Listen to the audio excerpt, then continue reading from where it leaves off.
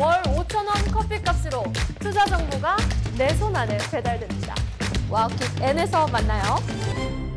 디멘전 투자자문 투자부문 송재경 대표와 함께 해보죠. 대표님 어서 오세요. 네, 안녕하세요.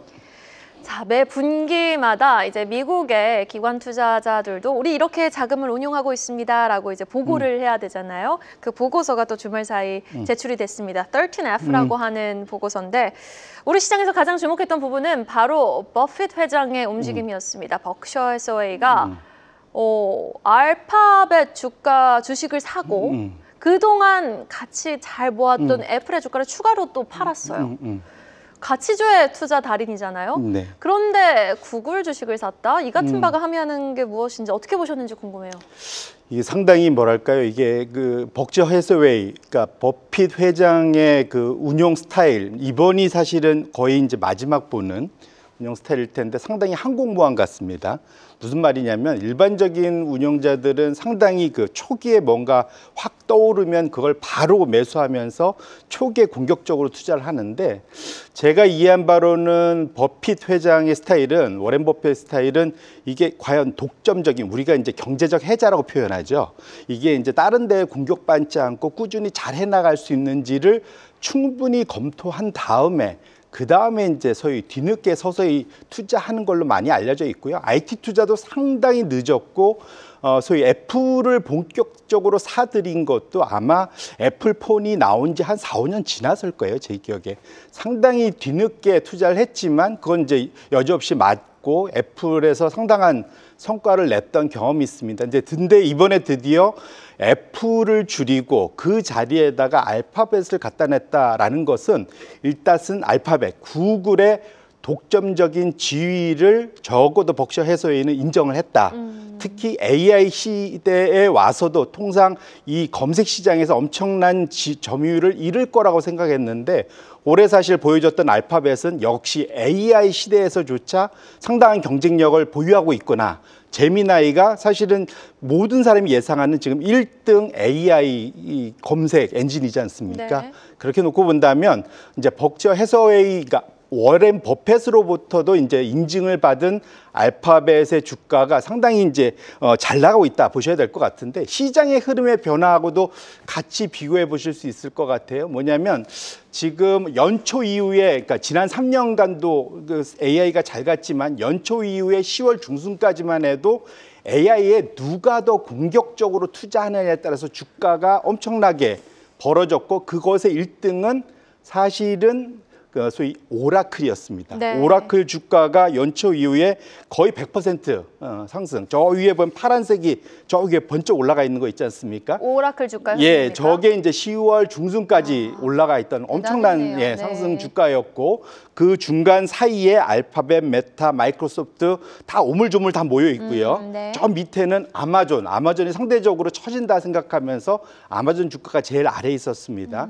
근데 불과 한 달 사이, 지금부터 한 달 전부터 완전히 천지개벽을 하면서 저 맨 아래에 있던 아마존이 위로 올라갔고요. 그 바로 위에는 알파벳이 올라갔습니다. 그러니까 위에 1, 2등이 알파벳, 아마존. 제가 저번에 실적 발표하면서 저 둘에 대해서 시장이 상당히 긍정적으로 평가했다. 네, 말씀드렸잖아요. 그래서 주가가 완전히 위로 올라섰고요. 반면에 10월 중순까지 1등을 했던 오라클은 완전히 폭락을 해서 최근 한 30% 이상 빠져서 저 아래 꼴찌로 내려갔고요.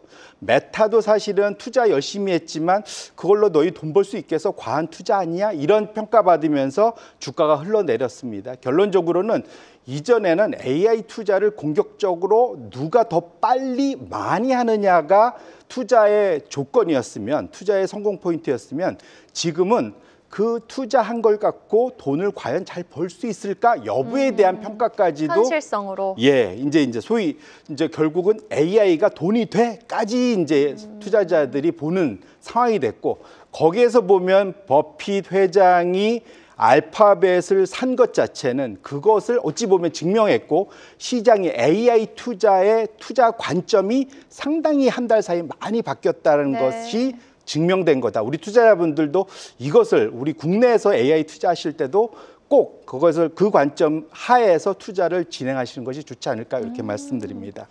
자, 그러면은 벅셔 해서웨이의 6조 3천억 넘는 규모의 알파벳 투자 단행은 이제 관점이 달라졌다는 거죠. AI 투자가 얼마나 돈이 되는 결과물로 좀 나올 수 있는지 여부가 이제는 핵심 포인트가 되었다. 국내에서도 그럼 그 관점을 갖고 투자에 임해야 되겠네요. 맞습니다. 그러니까 AI 투자를 그 사이에는 누가 더 했냐, 누가 덜 못했냐, 더 빨리 했냐. 그걸로 이제 주가를 많이 갈랐는데 그걸로 이제 더 이상 안 된다라는 것이 미국 시장에서 나타났기 때문에 그렇게 놓고 보면 우리나라도 그것에서 거슬릴 수 없겠죠. 외국인 투자자들이 그렇게 투자를 할 것이기 때문에 국내에서도 이제 선별 투자가 AI 투자에서도 중요한 시점이 왔다. 이렇게 정리해 볼 수 있을 것 같습니다. 네, 알겠습니다.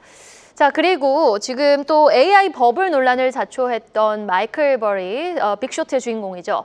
사실상 헤지펀드를 폐업하기로 결정을 했습니다. 서한에서 본인이 판단했던 증권 가치와 현재 시장의 움직임이 한동안 일치하지 않았다라고 회고를 확실히 하면서 지금 월가 대표의 AI 버블론자였던 마이클 버리의 행보에 더 이목이 쏠리고 있는데 글쎄요. 향후 이 같은 바가 지금 뭐 벅셔 해서웨이도 알파벳을 사고 그럼 AI 버블론 좀 잠식되는 거 아니에요?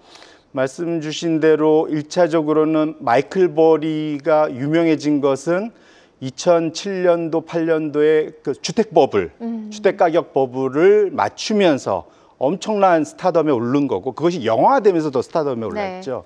사실은 그러면서 사실은 그 사이에 한동안 사이언 캐피탈이라는 회사 운용사를 만들어서 왔지만 성과는 사실 그렇게 뛰어나진 않았었습니다. 그런데 이번에 사실은 2년 전부터 한번 시장이 고점이다 그러면서 쇼 포지션 취했다가 싹 사라졌었고요.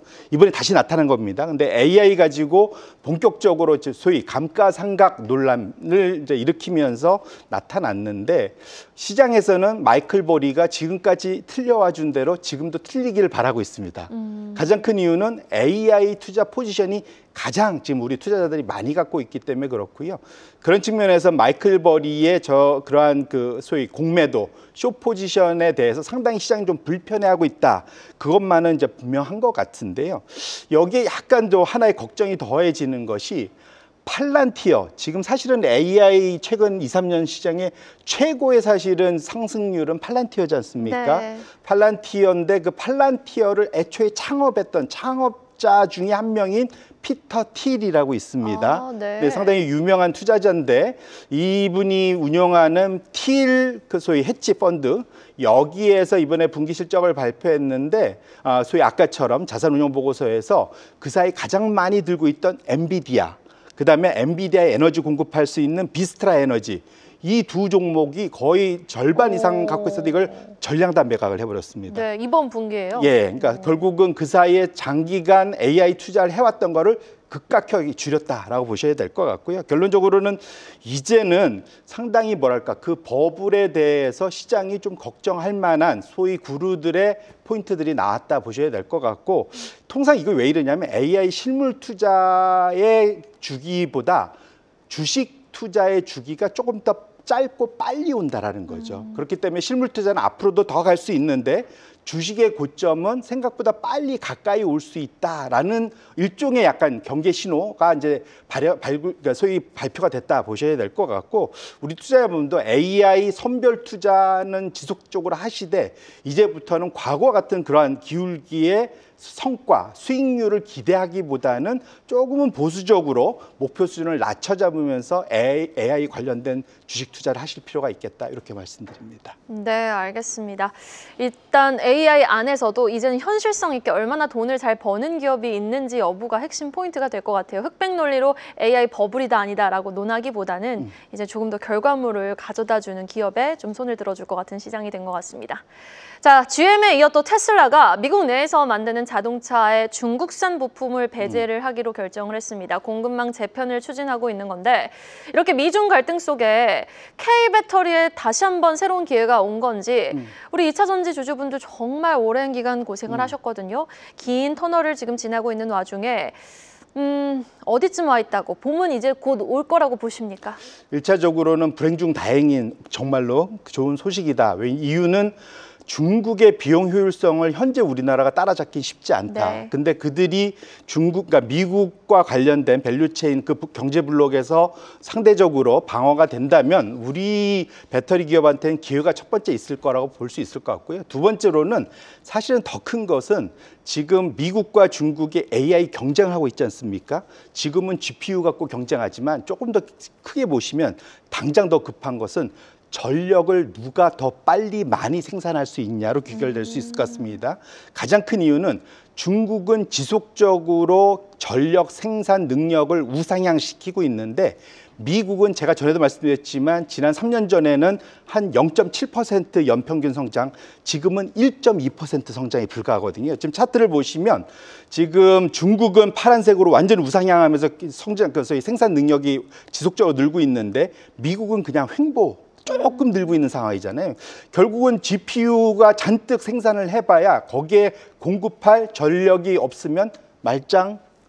예, 맞습니다. 그렇기 때문에 지금 트럼프가 신재생 에너지 별로 안 좋아하잖아요. 네. 지금 찬밥 더운 밥 가릴 때가 아니다. 결국은 신재생을 돌려서라도 전력을 생산해야 되기 때문에 그런 측면에서 그것과 중국을 견제하는 신재생 에너지 관련된 정책 두 가지가 맞물린다면 국내 배터리 업체에 미국에 납품할 수 있는 기회가 훨씬 더 많이 생길 수 있기 때문에 이 방향성은 상당히 긍정적인 재료로 해석을 해볼 수 있겠다 이렇게 말씀드립니다. 네, 알겠습니다. 여기까지 들어보도록 하겠습니다. 지금까지 디멘전 투자자문 투자부문 송재경 대표와 함께 이야기 나눠봤습니다. 말씀 고맙습니다. 네, 고맙습니다. 계속해서 다양한 경제 이슈를 알고 싶다면 구독과 좋아요, 알림 설정 부탁드립니다. AI 캐스터 권미정이었습니다.